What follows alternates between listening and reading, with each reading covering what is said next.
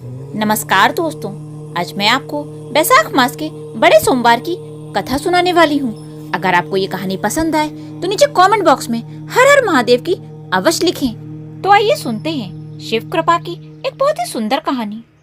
किसी गांव में एक बुढ़िया माई अपनी बेटा और बहू के पास रहती थी। जब वह बूढ़ी माई बहुत छोटी थी तभी से उसने अपने माता पिता को भगवान शिव की पूजा पाठ करते हुए देखा था। तभी से वह भी शिव जी की परम भक्त बन गई थी।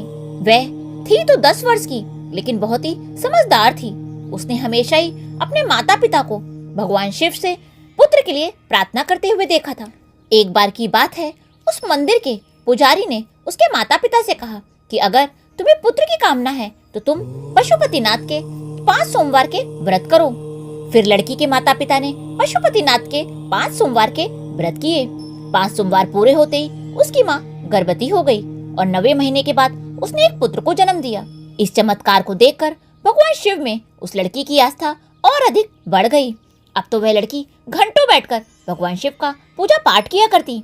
अपनी बेटी को पूजा पाठ करते देखकर उसके माता पिता बहुत खुश होते थे। वह लड़की अब पूरे समय शिव मंदिर में ही रहती, घर बुलाने पर ही घर जाती थी। पूरे गांव के लोग अपने बच्चों को उसका उदाहरण देते थे। उस समय जब बच्चे 11-12 साल के होते थे तभी उनका विवाह कर दिया जाता था।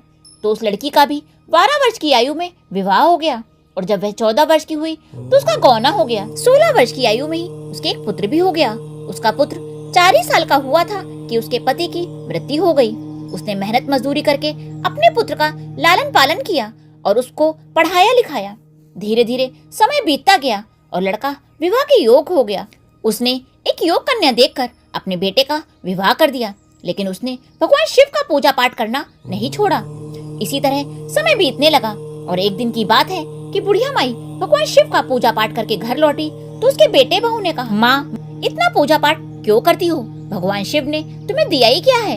आज मैं जो कुछ भी हूँ वो सब आपकी मेहनत से हूँ। तब उस बुढ़िया माई ने कहा, मैंने कभी भगवान की पूजा सेवा इसलिए नहीं की कि मुझे बदले में कुछ मिले। मैंने अपनी खुशी के लिए भगवान शिव की पूजा पाठ किया है और इस सेवा से मुझे खुशी मिलती है। पूजा पाठ करने के बाद मेरा मन शांत रहता है। कुछ दिनों के बाद बैसाख मास का बड़ा सोमवार आया तो वह सोचने लगी कि मैंने कभी नहीं सोचा था कि यह दिन भी देखना पड़ेगा कि मेरे बेटा बहू ही मेरी भक्ति पर सवाल जवाब करेंगे। मैंने कभी भी पूजा पाठ इसलिए नहीं किया कि मुझे भगवान से कुछ चाहिए। महादेव तो बिना मांगे ही सब कुछ दे देते हैं। अगर मुझे जीवन में दुख मिले हैं तो वह भी मेरी किस्मत थी, मेरे कर्म थे, वो तो सबको ही भोगने पड़ते हैं। उस दिन उसका मन बहुत दुखी हो गया। उसने एक कागज लिया और उस पर लिख दिया, बेटा मैं भगवान शिव से मिलने जा रही हूँ। अब मैं घर तभी वापस आऊंगी जब मुझे भगवान शिव और माता पार्वती के दर्शन हो जाएंगे, अन्यथा मैं घर नहीं आऊंगी। अगर मैं घर ना आऊं तो तुम दोनों दुखी मत होना, समझना कि हमारा साथ यहीं तक था। बुढ़िया माई घर से निकल गई। चलते चलते उसे शाम हो गई और वह जंगल में पहुंच गई। जंगल में बहुत अंधेरा था, जंगली जानवरों की आवाजें भी आ रही थी, लेकिन बुढ़िया माई डरी नहीं। वह सोचने लगी कि जंगल में यदि कोई जंगली जानवर भी खा जाए तो कोई बात नहीं, उसका भी पेट भर जाएगा। वैसे भी अब मुझे जीने की कोई इच्छा नहीं है, मैं इसे ही अपना भाग समझ लूंगी। उधर कैलाश पर भगवान शिव और माता पार्वती ये सब देख रहे थे। माँ पार्वती ने शिव जी से कहा, हे प्रभु, ये आपकी सच्ची भक्त है और इसने आपके और मेरे दर्शन के लिए अपना घर बार छोड़ दिया है। अब हमें ही इसकी मदद करनी होगी। अब आप इसकी और परीक्षा मत लीजिए। तब भगवान शिव ने कहा कि अभी इसे दर्शन देने का सही वक्त नहीं आया है, लेकिन तुम इसकी मदद करने के लिए भेष बदलकर पृथ्वी पर चली जाओ और जैसा मैं कहूँ वैसा ही करो। तब माता पार्वती ने वैसा ही किया। माता पार्वती ने एक बूढ़ी औरत का भेष धारण किया और उसी जंगल में पहुंच गई। तभी उस बुढ़िया माई को जंगल में एक झोपड़ी दिखाई दी। वह झोपड़ी के पास गई तो उसे एक बूढ़ी औरत दिखी। वह और कोई नहीं बल्कि माता पार्वती ही थी। उस बुढ़िया माई ने माँ पार्वती से कहा, बहन क्या आज रात मुझे यहाँ आश्रय मिलेगा? मैं सुबह होते ही यहाँ से चली जाऊंगी। माता पार्वती तो उसकी मदद करने ही आई थी, तो उन्होंने कहा, हाँ हाँ बहन, तुम जब तक चाहो यहाँ रह सकती हो। तब उस बुढ़िया माई ने कहा, नहीं बहन, मुझे सुबह ही निकलना है क्योंकि मुझे बहुत दूर जाना है। तब माँ पार्वती ने पूछा, बहन तुम्हें कहाँ जाना है? तब बुढ़िया माई ने कहा, मुझे भगवान शिव और माँ पार्वती से मिलना है। मैं उन दोनों से मिलने के लिए ही अपना घर छोड़कर आई हूँ। अब मैं घर तभी जाऊंगी जब मुझे भगवान शिव और माता पार्वती के दर्शन हो जाएंगे। इस पर माता पार्वती बोली, हे बहन, तब तो मेरी और तुम्हारी मंजिल एक ही है। मैं भी भगवान शिव से मिलना चाहती हूँ, तो तुम भी वही करो जो एक साधु ने मुझे करने के लिए कहा है। इस पर बुढ़िया माई बोली, बहन जल्दी बताओ कि क्या करना है, मैं वह सब करूंगी। तब माँ पार्वती ने कहा, आज बैसाख मास का सोमवार है। बैसाख मास में पूजा पाठ व्रत करने से भगवान शिव बहुत प्रसन्न होते हैं और सभी मनोकामनाएं पूरी करते हैं। तब बुढ़िया माई ने कहा, बहन आज तो मैं सुबह से ही भूखी हूँ, मैंने कुछ भी नहीं खाया है। तब माँ पार्वती ने बुढ़िया माई को झोपड़ी में बिठाया और खाने में कंदमूल फल दिए। दोनों व्रत खोलकर बातें करते करते सो गईं। बुढ़िया माई को सुबह जल्दी उठने की आदत थी।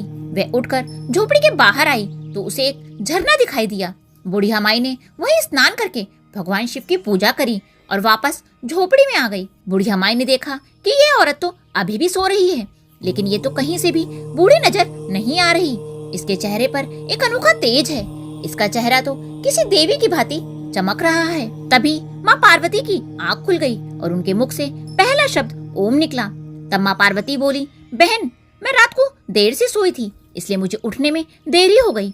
तब बुढ़िया माई बोली, कोई बात नहीं, लेकिन मुझे एक बात बताओ कि तुम कौन हो और इस घने जंगल में झोपड़ी बनाकर क्यों रहती हो? तुम्हारे पति और परिवार सब कहाँ हैं? तब माँ पार्वती ने एक मनगढ़ंत कहानी सुना दी। इसी तरह समय बीतता गया। पूरे बैसाख मास में उन्होंने स्नान दान किया और भगवान शिव का पूजा पाठ करके सोमवार के व्रत किए। बैसाख पूर्णिमा के दिन भगवान शिव की माया से बुढ़िया माई देर तक सोती रही और माँ पार्वती जल्दी उठ गईं। तभी भगवान शिव झोपड़ी के बाहर पहुंच गए। जब माँ पार्वती ने भगवान शिव को देखा तो वे बाहर आकर उनसे बातें करने लगीं। तभी नींद में बुढ़िया माई को किसी के बोलने की आवाज सुनाई दी। उसने उठकर देखा तो उसे माँ पार्वती कहीं भी दिखाई नहीं दी। वे झोपड़ी के बाहर आई तो उसके आश्चर्य का ठिकाना न रहा। उसने साक्षात भगवान शिव और माँ पार्वती को देखा। बुढ़िया माई उनके चरणों में गिर गई और उसकी आंखों से आंसू बहने लगे। तब भगवान शिव ने कहा, आज तो तुझे जो भी चाहिए वो मांग ले। तो बुढ़िया माई बोली, मेरे साथ इस झोपड़ी में एक और औरत रहती है, वह भी आपके दर्शन करना चाहती थी, लेकिन वह कहीं भी दिखाई नहीं दे रही। तब माँ पार्वती मुस्कुरा कर बोली, बहन वह बूढ़ी औरत मैं ही थी। तब बुढ़िया माई बोली कि हे भगवान, मैंने कभी भी आपके पूजा और व्रत इसलिए नहीं किया कि मुझे बदले में कुछ चाहिए, लेकिन मेरे बेटे बहू कहते हैं कि मुझे जीवन में दुख के अलावा मिला ही क्या है। हे प्रभु, मैं चाहती हूँ कि आपके लिए मेरी भक्ति हर जन्म में इसी तरह बनी रहे, साथ ही मेरे बेटे बहू को सद्बुद्धि मिले ताकि वो भी आपकी पूजा पाठ कर सकें। तब भगवान शिव बोले, ऐसा ही होगा। अब तुम एक क्षण के लिए अपनी आंखें बंद करो। बुढ़िया माई ने जब आंखें खोली तो उसने खुद को एक महल में पाया। उसका टूटा फूटा घर एक महल में बदल गया था। जब उसके बेटे बहू ने अपनी माँ को देखा तो वे उसके चरणों में गिर पड़े और उससे माफी मांगने लगे और बोले, माँ यह सब आपकी पूजा पाठ और भगवान शिव की कृपा से ही हुआ है। जब यह खबर गांव वालों को हुई कि बुढ़िया माई को माँ पार्वती और भगवान शिव के दर्शन हुए हैं तो पूरा गांव उसके दर्शन के लिए उमड़ पड़ा।